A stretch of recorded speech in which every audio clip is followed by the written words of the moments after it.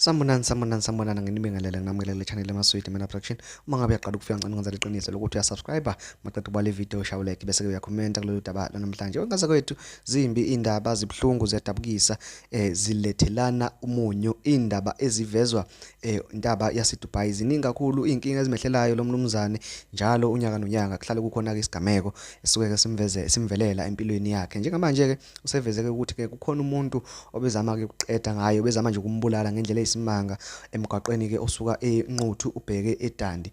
Uthi ke lo muntu lona umdubuleke ngeinhlamvu eziyisikhombisa kodwa ke akukhona neyodwa eke yamthinta uphume nje engenamnyocu kodwa imoto yakhe ke ilimalile nokho. Ushilo ke wathi ke lo muntu bezama ukumbulala kuyomela ukuthi ke abuyeke nesibhamu esikhulu ngoba lento abade ezama angeke ke aze aphumelele ngayo yena angeke ke aze afe kalula. Nganza kwethu ibhlungu into ehlale yehlela lo mnumzane unyaka nonyaka kuhlale nje kunamabhadi amehlelayo kuhlale nje kuneyinkinga ezimvelelayo. Iyona post ke le akayibhalile ke lapho khona besho ukuthi ke uvelelwe ke isimo esifana nalesi ngo3 nje ekseni. Kusho ukuthi ke lo muntu bekade nje imthagathile awucabange mawuhamba emgwaqweni ngo3 am bese nje kuse kuqhamuka umuntu ozama ukudubula ngeinhlamvu eziyisikhombisa kodwa ngomusa kaNkuluNkulu kanye ke nedalwa zakini uphume ke ungenamyo. Nganza kwethu bengulethele nje lezo emfishane. Ngiyacela ukuthi ke ungicofele subscribe bese ke sidibana kuma comments. Ngiyabonga.